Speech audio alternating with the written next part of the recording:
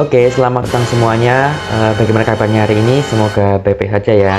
Nah, jadi di video kali ini saya akan membahas tentang video saya di TikTok sebelumnya ya, yaitu tentang torsiotestis. Ya, disclaimer, di sini saya bukanlah konsulen, belum ya. Semoga nanti kalau saya menjadi konsulen, amin. Di sini saya akan sharing-sharing tentang case yang kemarin. Nah, ini video case-nya.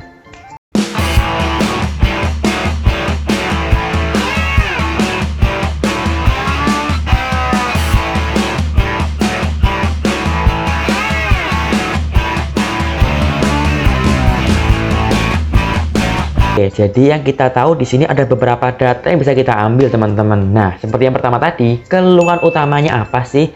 Keluhan utama adalah bengkak pada bagian testis, ditambah dia itu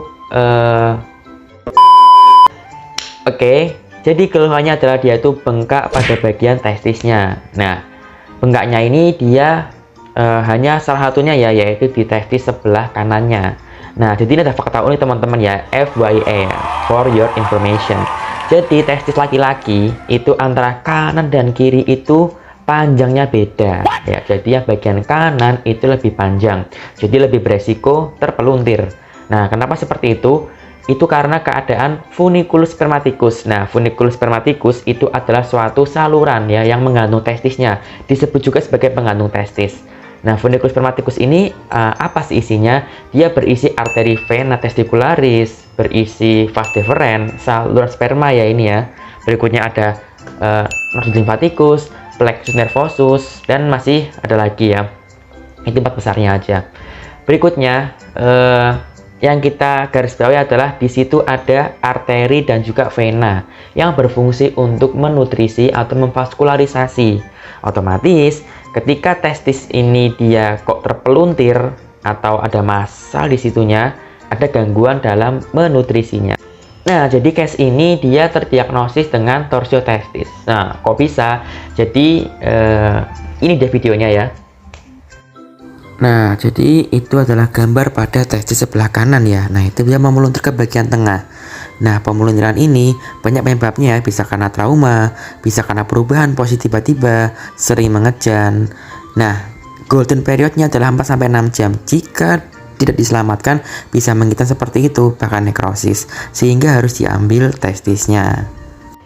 Nah, bagaimana sih kok kita bisa torsiotestis? Ini kita diagnosis dengan petunjuk pemeriksaan fisiknya. Nah, pemeriksaan fisiknya apa sih?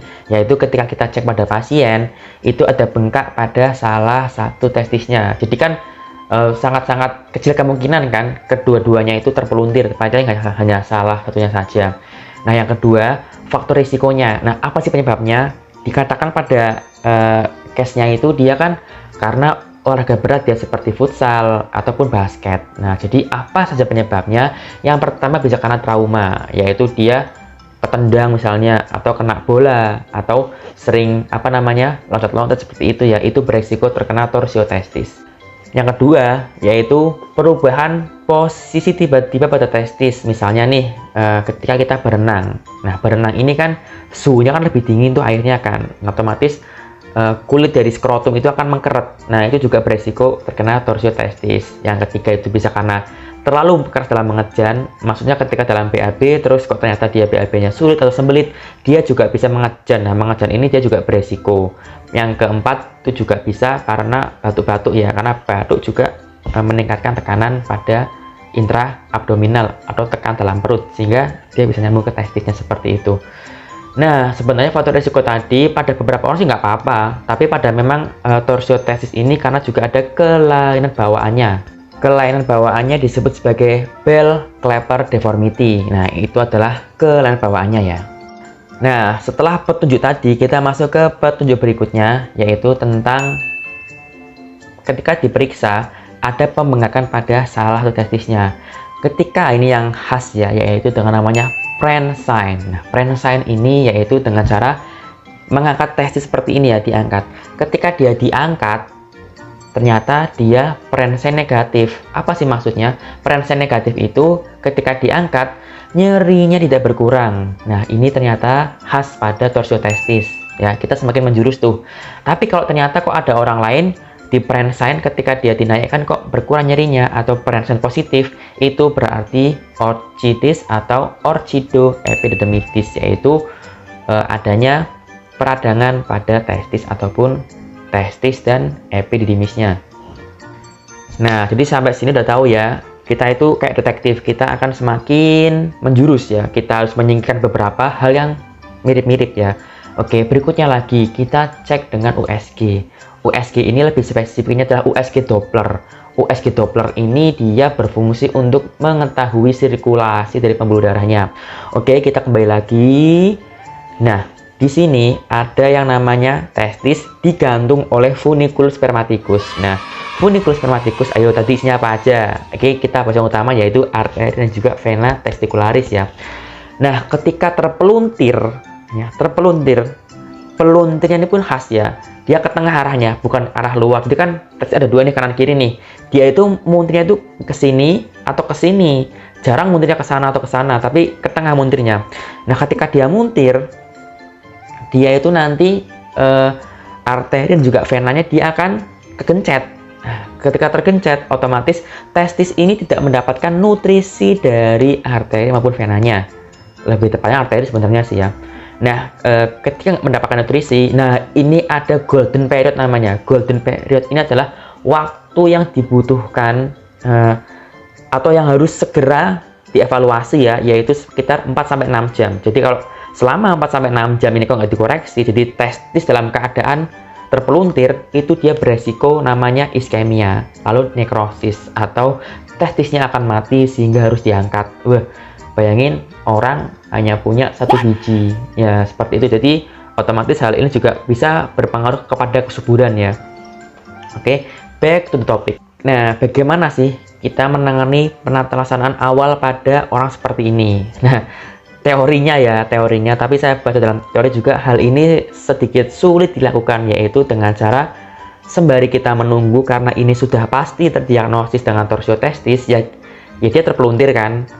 Teorinya sih kita harus membalikan lagi peluntirnya ke arah mana. Ingat, testis ini dia seringnya ke arah tengah seperti ini ya. Jadi kalau nggak ke sini, dia ke sini. Maka kalau kita mau membebaskan dari peluntirnya ya, kita muntirnya kalau nggak ke arah luar sana ya ke arah sana gitu ya. Bisa dibayangkan ya, dia diputar. Nah, tapi diputar ini pun kemungkinan berhasilnya kecil ya. Kalaupun diputar dia bisa, tetap harus dioperasi. Nah, jika kita ingat lagi nih golden periodnya, dia itu 4-6 jam. Jika di bawah itu, nama operasinya adalah orchidopeksi, yaitu kita hanya memperbaiki terpeluntirnya itu tadi, dipuntir balik. Jadi testis dioperasi, dipuntir balik. Nah, setelah dipuntir, dia akan difiksasi. Jadi dia itu akan dijahit dengan benang-benangnya ini, dia yang tidak bisa diserap lagi oleh kulit atau oleh tubuh gitu ya, namanya non absorbable. Ketika dia dijahit, buat apa fungsinya? Jadi orang-orang yang pernah torsio testis seperti ini, dia beresiko terulang. Nah, tetap ya, tetap harus dioperasi, diputir, difiksasi atau dipertahankan. Nah, agar posisi seperti ini. Hal yang sama juga dilakukan pada testis satunya lagi, ya. Pokoknya orang yang udah pernah gini itu beresiko terkena di bagian yang sama atau sebelahnya. Jadi sama, dibuka lagi, dia difiksasi kedua seperti ini ya. Dia dibuka seperti dijahit. Nah, ingat, jahitnya adalah benang non-absorbable. Supaya apa? Supaya dia mempertahankan seperti ini selamanya. Nah, bagaimana kalau misalnya orang ini dibawanya telat lebih dari 6 jam? Ya, katakanlah karena dia nggak tahu, terus dibawanya ke rumah sakit telat. Nah, ini yang bahaya, yaitu bisa dilakukan namanya orchidectomy. Yaitu ya dipotong testisnya, diambil, jadi tinggal satu. Oke. Ya memang seperti itu ya. Karena kalau nggak diambil malah bahaya. Ketika nggak diambil, dia nekrosis, dia mati. Nah, dia akan istilahnya akan busuk. Nah, ketika busuk, dia bisa meremen ke atas atau bahkan bisa mencederai testis sebelahnya. Seperti itu ya. Nah, mungkin itu sih ya yang dapat saya sharing tentang torsio testis. Gimana? Seru kan? Nah, kalau mau request, boleh request di bawah ya. Jangan lupa like, komen, dan subscribe. Terima kasih.